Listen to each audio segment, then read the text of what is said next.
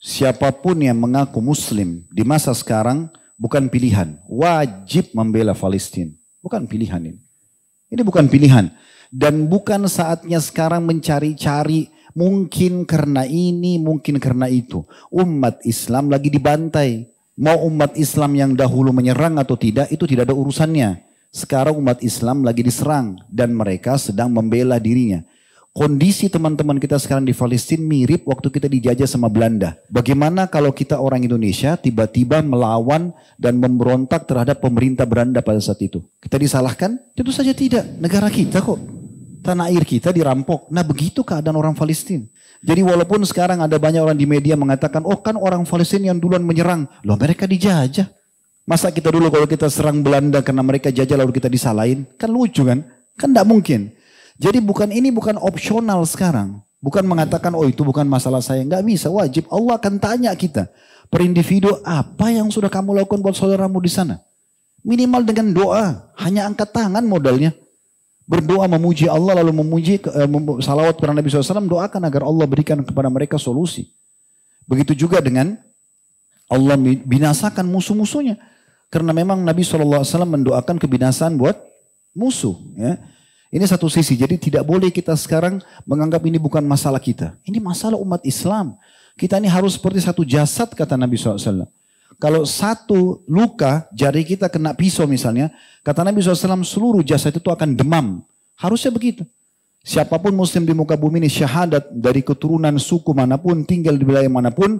Kapan dia terganggu maka sudah harus kita bela.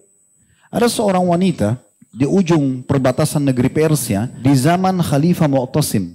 Salah satu Khalifah Abbasi. Dia rupanya perempuan ini lagi jalan lalu ketemu dengan 3 orang tentara Persia. Tiba-tiba tentara Persia itu menarik jilbabnya. Kemudian menggebukin, memukul wanita ini. Lewat seorang muslim di situ. Muslim ini merasa tidak mampu membantunya. Tapi dia dengar perempuan ini mengatakan wa Mu'tasimah. Maksudnya hai Mu'tasim tolong saya. Perempuan itu berkata dan di situ wilayah jauh sekali dari umat Islam, wilayah kekuasaan mereka. Maka si laki-laki ini dia naik keledainya menuju ke ibu kota kerajaan dinasti Abbasiyah di Irak, jauh sekali. Perjalanannya mungkin memakan waktu 1 bulan untuk sampai ke sana. Dia izin ketemu sama Mu'tasim, diizinkan lalu dia sampaikan. Saya dengar di sana, saya lihat sendiri dengan mata kepala satu orang muslimah. Ditarik jilbabnya digebukin sama tentara Persia. Enggak pakai nunggu Mu'tasim itu. Enggak pakai nunggu. Langsung dia siapin pasukan serang wilayah itu. Taklukkan, tundukkan. Walaupun musim dingin pada saat itu mereka bertahan sampai 40 atau 50 hari. Untuk menembus benteng itu karena muslim tadi dicoreng kehormatannya.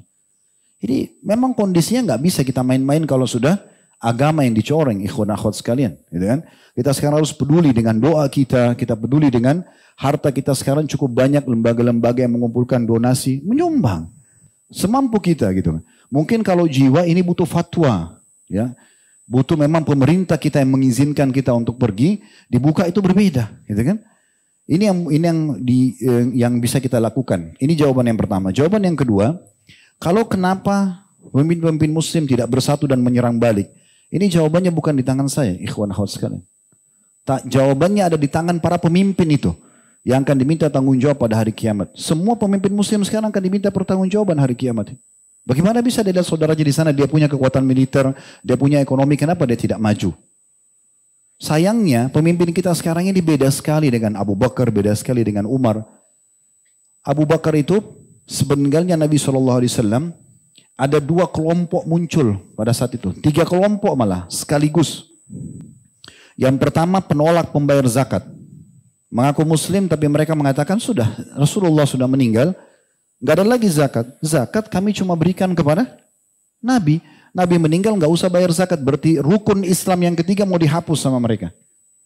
Kelompok yang kedua adalah orang-orang yang murtad dari agama Islam. Mereka masuk Islam awalnya di akhir hidup Nabi SAW dengan tujuan ya mereka hanya sekedar takut saja secara politik. Karena umat Islam sudah menguasai Jazirah Arab. Mereka Muslim imannya banyak yang murtad. Kelompok ketiga munculnya Nabi palsu, Musailam al-Kadzab dan Aswad al-Unsi. 3 kelompok besar di Jazirah Arab yang muncul. Waktu itu kekuatan umat Islam tidak lebih daripada 20 sampai 25 ribu pasukan. Semua yang produktif, prajurit yang produktif. Sisanya orang tua sama anak-anak kecil. Apa yang terjadi?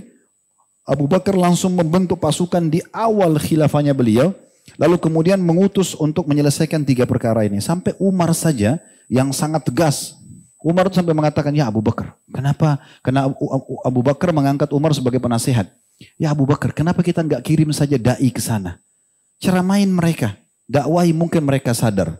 Abu Bakar dengan tegas mengatakan, saya pasti akan memerangi demi Allah seseorang yang tadinya membayarkan zakat ke masa Nabi SAW walaupun dengan tali kekangan kuda atau ikatan atau seekor domba yang pernah dibayar kepada Nabi SAW lalu mereka berhentikan. Lalu keluar pasukan tersebut. Waktu keluar pasukan, seluruh kekuatan laki-laki keluar. Tertinggal saja di Madinah itu beberapa orang tua kebanyakan dan wanita. Yang tinggal di sana Abu Bakar sama Umar sebagai khalifah dan wakilnya. Kemudian juga beberapa sahabat yang memang disuruh oleh Abu Bakar mengurus Baitul Mal, mengurus beberapa hal yang berhubungan dengan keperluan kaum muslimin. Waktu itu sempat muslimin khawatir jangan sampai Madinah diserang. Ini kosong, gak ada pasukan. Tapi ternyata dengan niat yang tulus untuk membela Islam, membela agama Allah SWT ini yang terjadi justru musuh-musuh di luar sana berpikir gak mungkin Madinah kosong. Gak mungkin Raja Muslim mengutus pasukannya sementara membiarkan kandang dia sendiri Madinah itu kosong. Maka dengan itu mereka khawatir menyerang Madinah dan akhirnya Allah berikan kemenangan di tangan Abu Bakar. Dan ulama mengatakan jasa Abu Bakar yang luar biasa di masa hidupnya walaupun cuma 2 tahun dia telah menyelesaikan 3 perkara besar ini. Perkara pertama adalah semua penolak zakat diperangi dan harus tunduk kepada hukum Allah dan rukun Islam tidak jadi dihapus oleh mereka. Orang-orang yang murtad diperangi.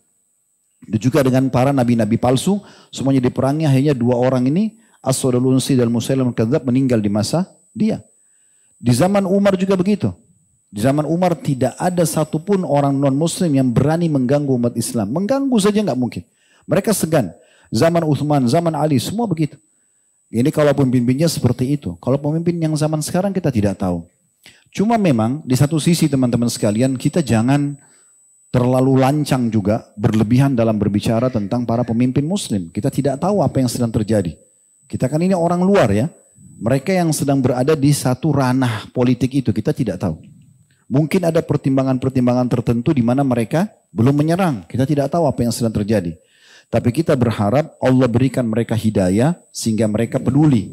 Karena di tangan mereka ada kekuatan dibandingkan kita masyarakat biasa. Jadi Allahu a'lam. Kita berharap satu waktu Allah Subhanahu wa taala satukan hati-hati para pemimpin muslim seperti kalau tidak salah beberapa hari yang lalu Muhammad bin Salman sudah mengumpulkan pemimpin-pemimpin negara Liga Arab dan juga membicarakan tentang masalah ini. Dan mereka sudah ada penekanan-penekanan untuk melakukan langkah-langkah yang menyelesaikan kasus Gaza.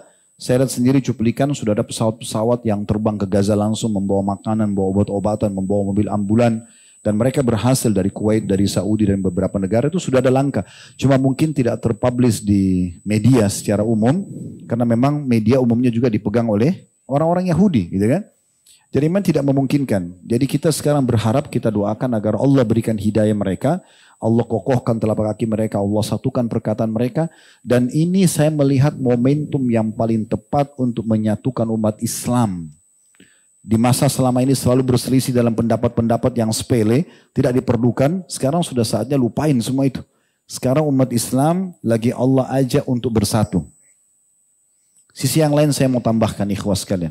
Mungkin di mata sebagian orang, teman-teman kita di Palestina kesian, tertindas segala macam. Tapi kalau saya melihat dengan kacamata saya pribadi, yang saya pahami secara teori agama, justru mereka adalah orang-orang yang Allah pilih. Di saat sekarang, kalau kita lihat cuplikan-cuplikan, saya hampir setiap saat mengikuti cuplikan keadaan orang-orang di sana, mereka para ulamanya, bagaimana mereka pun tetap sholat Jumat, mereka sholat 5 waktu di masjid walaupun terjadi peperangan. Dan mereka itu terlihat sekali membahasakan, Alhamdulillah kami bersabar dengan ujian ini. Alhamdulillah kami menikmati proses ini.